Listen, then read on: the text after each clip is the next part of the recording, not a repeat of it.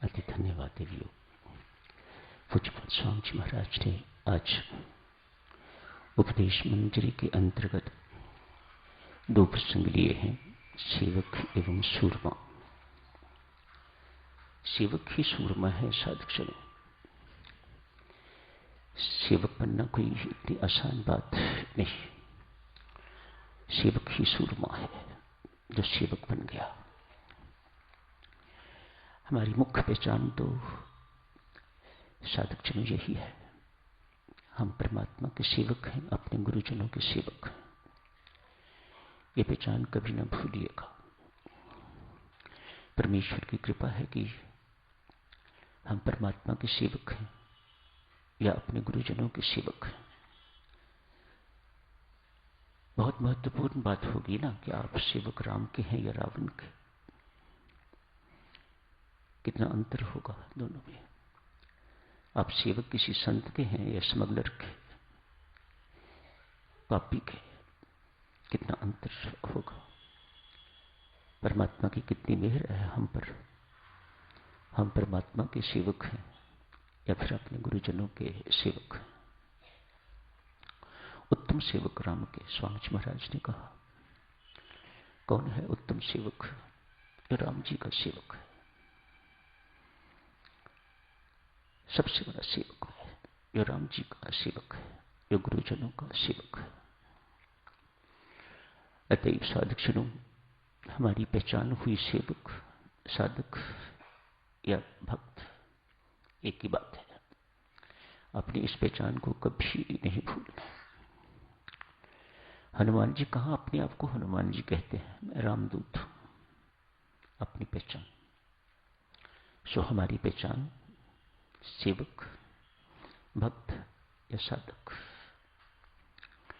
नाम से क्या पहचान होती है? तो शरीर का नाम है। असली नाम तो ये पहचान है, याद रखिएगा। कठिन कर्म है सेवक होना, बहुत कठिन काम है सेवक।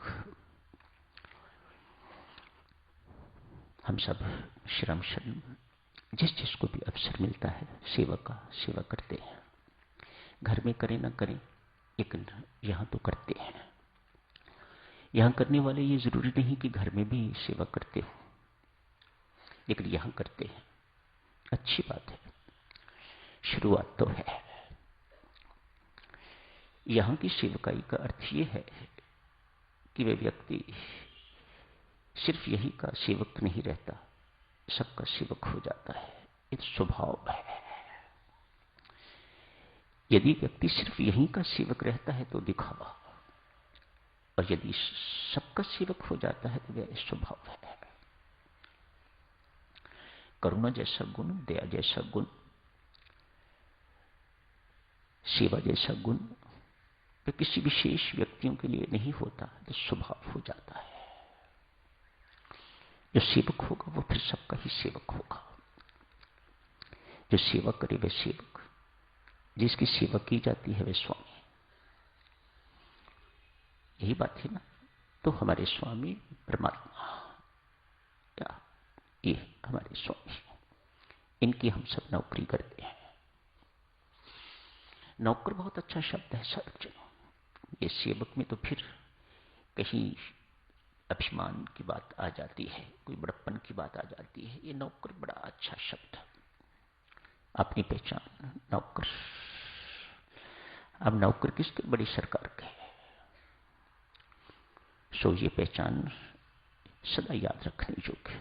हम हैं नौकर, लेकिन बड़ी सरकार के, या बड़ी सरकार के जो संबंधी हैं उनके। बड़ी सरकार के जितने भी संबंधी हैं उन सबके हम नौकर। ऐसा सेवक साधक जनों, ऐसा नौकर भगवत रूप बन जाएगा। परमात्मा उसे अपना रूप दे देगा, परमात्मा उसे अपने गुण दे देगा। तो हम नौकर किसके हुए? परमात्मा के एवं परमात्मा के संबंधियों के। जैसे विवाह होते ही कोई सास बन जाती है, कोई ससुर, कोई ननद, कोई देवर, कोई जेठानी। उससे पहले नहीं थे। कब बने? जब वह देवी पति की हो जाती है, तो जब हम परमेश्वर के हो जाते हैं तो हमारे सारे के सारे संबंध परमेश्वर के नाते हैं और हमारा कोई संबंध नहीं। क्योंकि हम परमात्मा के हो चुके हुए हैं, हम परमात्मा के नौकर हैं, अतएव हमारा संबंध परमात्मा के नाते सबसे। आप इन्हें परमात्मा का साकार रूप समझो तो प्रेम करो, सेवा करो। इन्हें परमात्मा समझो, सेवा करो। सास ससुर समझोगे तो गलतियां होंगी,